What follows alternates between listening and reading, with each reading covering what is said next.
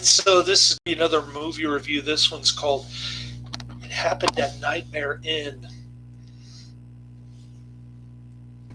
packaged as a double feature with Legacy of Blood. It is only 67 minutes long.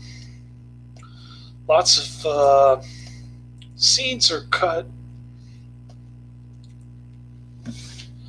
A lot of lack of continuity going on here. Um,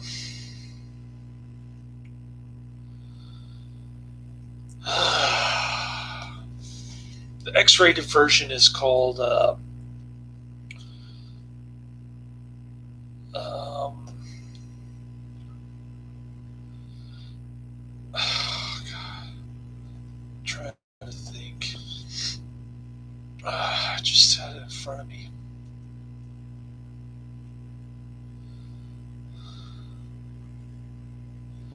A Candle for the Devil is the X-rated version, and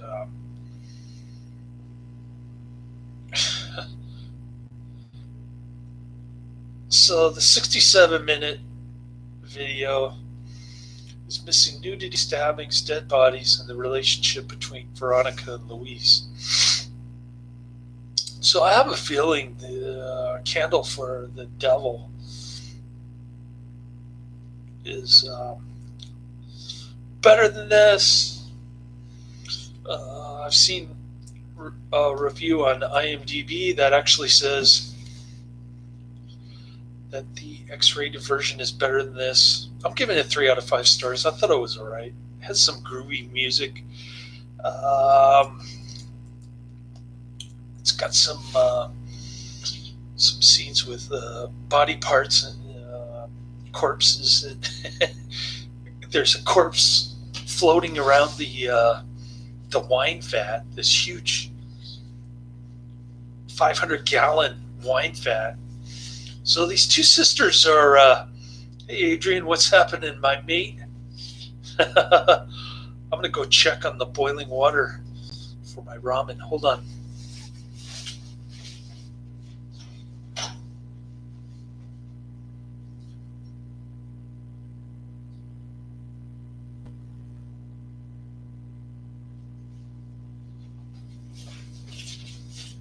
Sorry, I just had to turn it down a little bit so that it wouldn't boil over. Okay. So these two sisters are running this called hostel. It's really a boarding house. That's what they call it.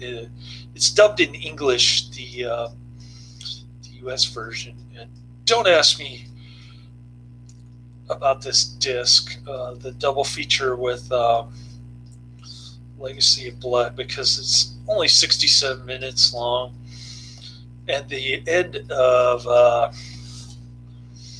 the disc, it says American International Release. What does that mean?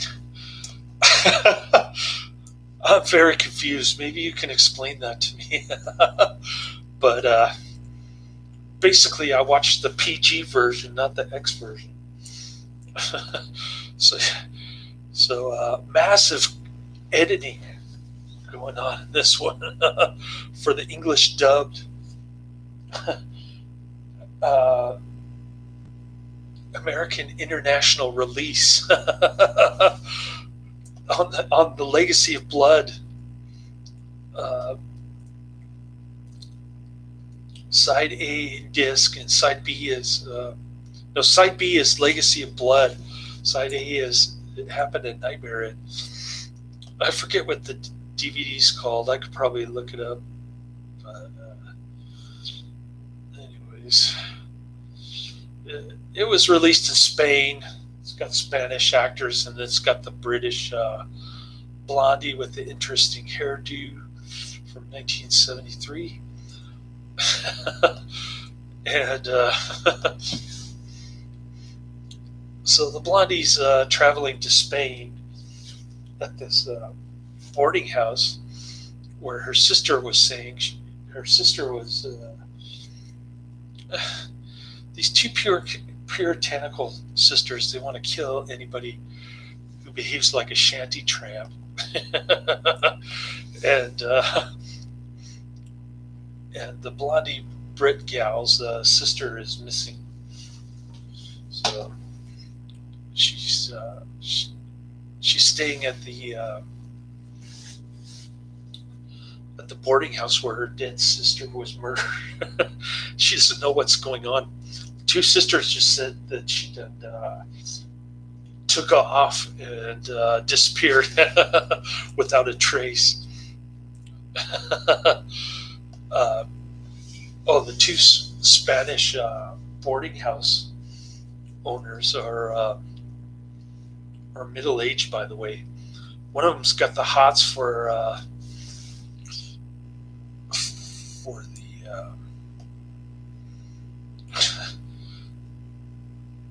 the maintenance guy. What's his name? I forget his name, but anyways.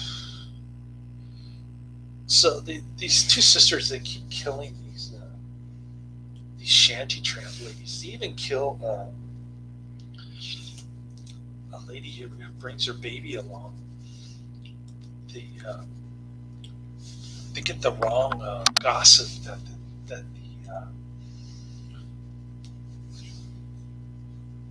the lady with the baby is not married. So they end up killing her by mistake, and then later they find a letter from her husband who's away on a trip or something. And so the blondies picks up a Spanish boyfriend. Now she really thinks that something fishy's going on, because she told the lady with the baby to let her know when she was leaving. So she just calls up the boarding house, asks where the lady with the baby is at, and they just go, "Oh, she left." Well, how can that be if they agreed that she would tell her where she was going before she left? So she starts snooping around looking for proof. She starts stirring around the giant wine vats for dead bodies with this giant stick that just happens to be right next to it. And then she gets her boyfriend involved, and he ends up getting killed. The police find an eyeball in the sister's dinner offering to their guests. One of their guests faints because there's an eyeball on their plate. And that to me was the best part of the film right there. The eyeball and the corpse floating around in the vat, as well as the groovy music in the beginning. But if you want to see hypocritical righteous people killing people left and right, then I suggest you get A Devil with a Candle, the X-rated version, not this PG nonsense. Heavily edited, very very disappointing. Oh, I started to watch Legacy of Blood, by the way, with John Carradine and Andy Milligan. Man, when the dude gets the axe to the head, the sheriff dude, it's like a still photograph that's shaking. There's blood all over the place, and I guess Andy Milligan was too cheap to show the actual axe kill, so he just took a still photo with all this blood on it, and he shook it really hard. and I started watching Karate Man. What was it? Um, Christmas Rush Breakaway with Eric Roberts. And that one's a big time ripoff on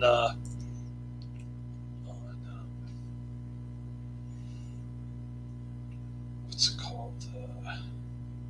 Can't think of the name of the movie.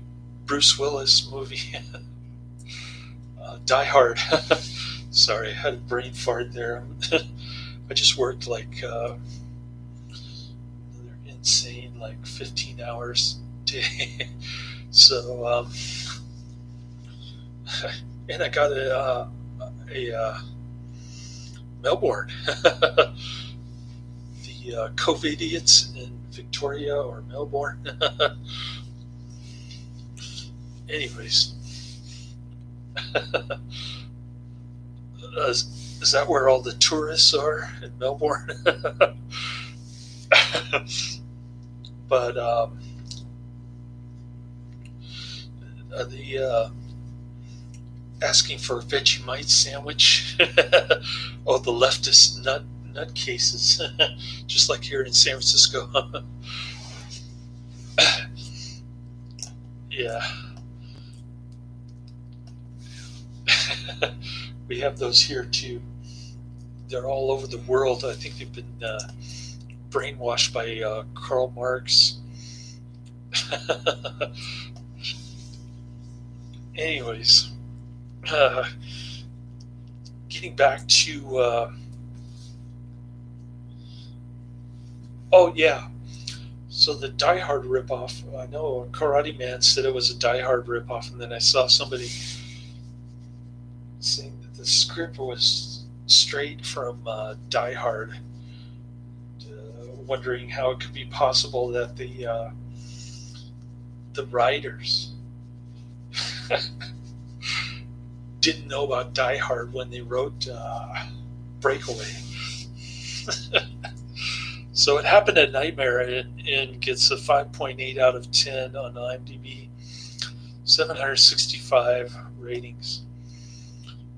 I'm sure the rated X Devil with a Candle would be rated much higher than this. But people know the game. I don't even think the alternate version section of IMDb is accurate for this one, quite honestly. There's either the rated X version or the Devil Candle for the Devil, which is much longer and it has all the good scenes, or it's the English dub version. Happened at Nightmare Inn. It's pretty much black or white right there. And I would have loved to have seen a Candle for the Devil. I was disappointed that they cut out the first kill scene. The Blondie sister gets killed and stuck in the wine room. Anyways, nice chatting with you, mate. Thanks for hanging out in the chat room. I got some child support from my ex-wife a couple days ago. I had to remind her. I think she forgot to pay me $441 child support. So I called her up and I said, "Hey, what's going on?" And she made up this lame excuse that she could print out her bonus check on the because her printer was broken. My son said she could have taken it to a neighbor, got it printed. And I was thinking she could have gone to Kinko's or something and printed it out. But she doesn't like to be around yeah, the satanic witch. I think she would have played the part, and it happened at Nightmare Inn. as the middle-aged Spanish bloodthirsty, puritanical, kind of like Vincent Price in Conqueror Worm. She wants to punish all the sinners and not wait for God to do it. She wants to play God and punish everybody. That's like my ex-wife. I bet you if I was still living with my ex-wife, she'd probably make me sleep on the couch because she thinks I'm a bag of germs. Every time I go pick up my son, she's like, "Can you step away from me, please?" Crazy people. And now she's wearing 2 masks, just like that priest at St. Gregory. Crazy. How can you breathe in that thing? Why would you want to suffocate yourself with 2 masks? Only Dr. Fauci could think of something like that. Anyways, cool. I think I beat It Happened at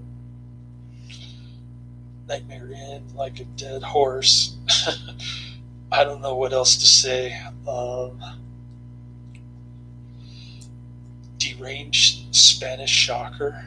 I don't think so. I'm looking at the reviews. There are 40 user reviews for this. Believe it or not. Not that many people have seen it, but the people who have seen it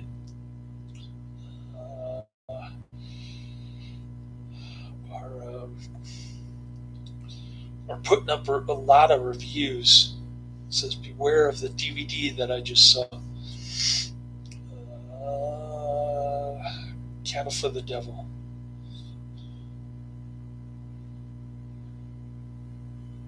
Okay, here it is. So I'm reading this review, aka A Candle for the Devil. Okay, so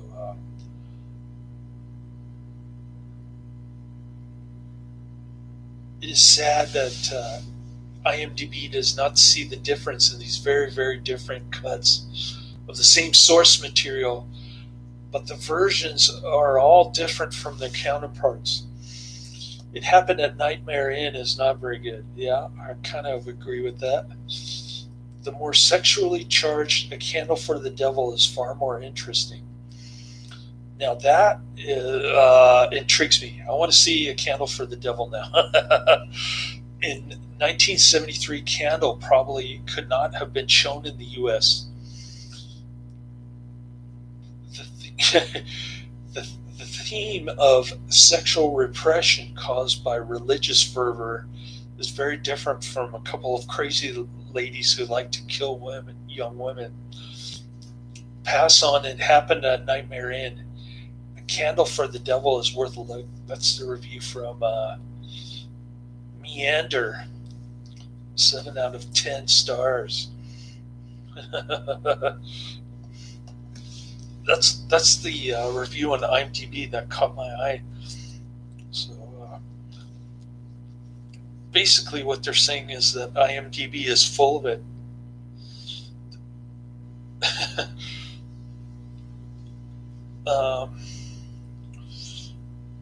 He's saying that every movie is made up of a series of edits to what the filmmaker originally shot. This can turn a good film to bad and vice versa. I don't like that term, vice versa.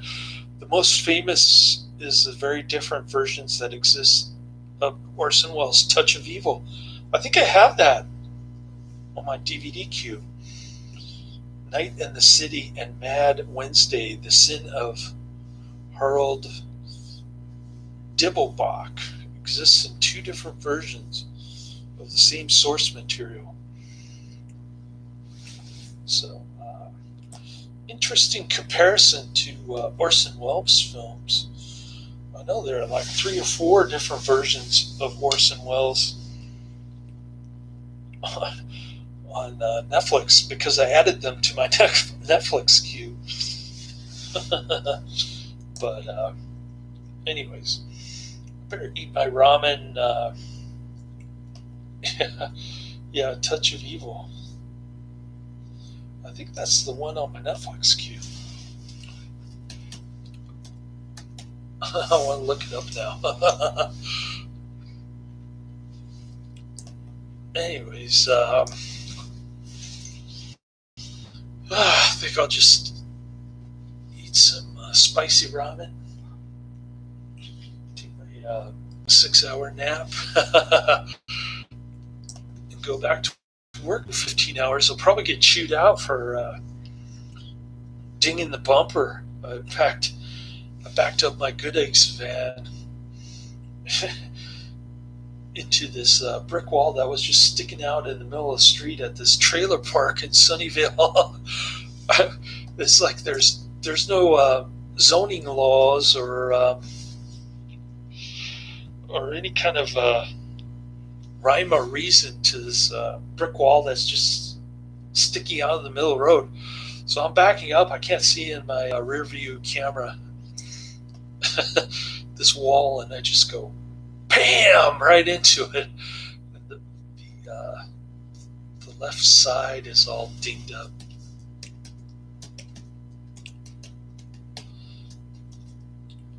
So I reported it. I was a good employee. I told them the truth. I told them what happened. Oh, here we go.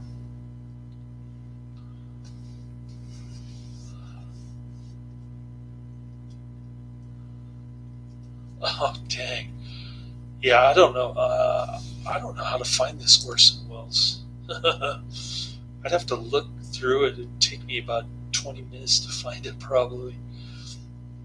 But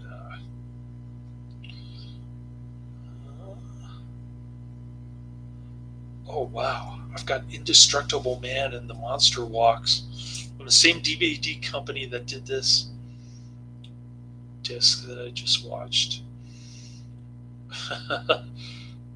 So,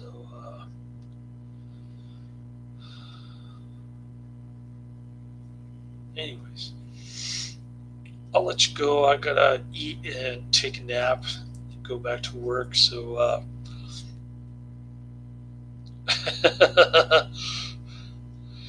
yeah, I know you live in a trailer park, so you're probably familiar with all the crazy stuff in the middle of the road, all the accident hazards, like a brick wall that's just there for no apparent reason other than for a van to back into it. But oh man, what do I got coming down the pike, man? So I mentioned Legacy of Blood. That first kill scene was great. Then the dog drowning in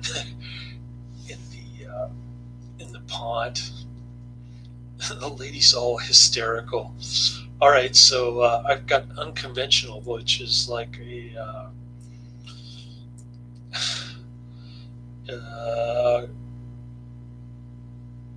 2005 Chiller Theater Convention, horror film fans. And then American Drive-In, which is a mock horror flick about the local drive-in. Comedy spoof, American Drive-In.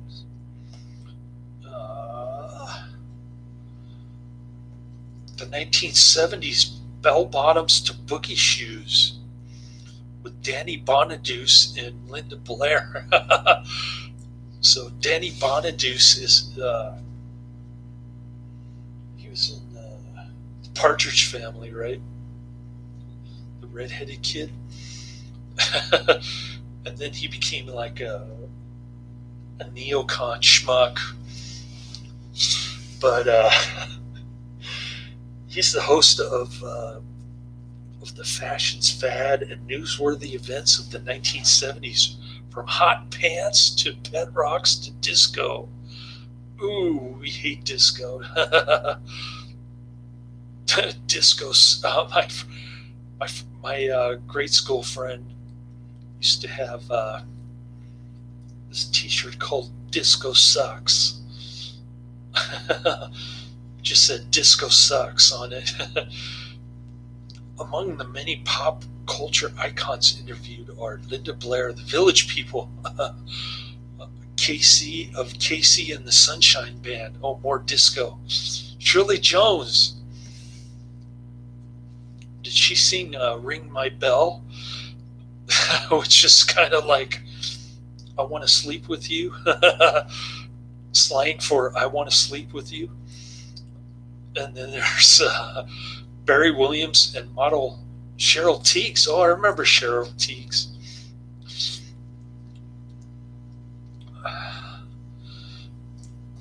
Anyways, interesting movies coming up. A bunch of documentaries and spoofs.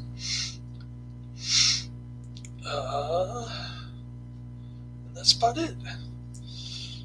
I'll let you go. Laters.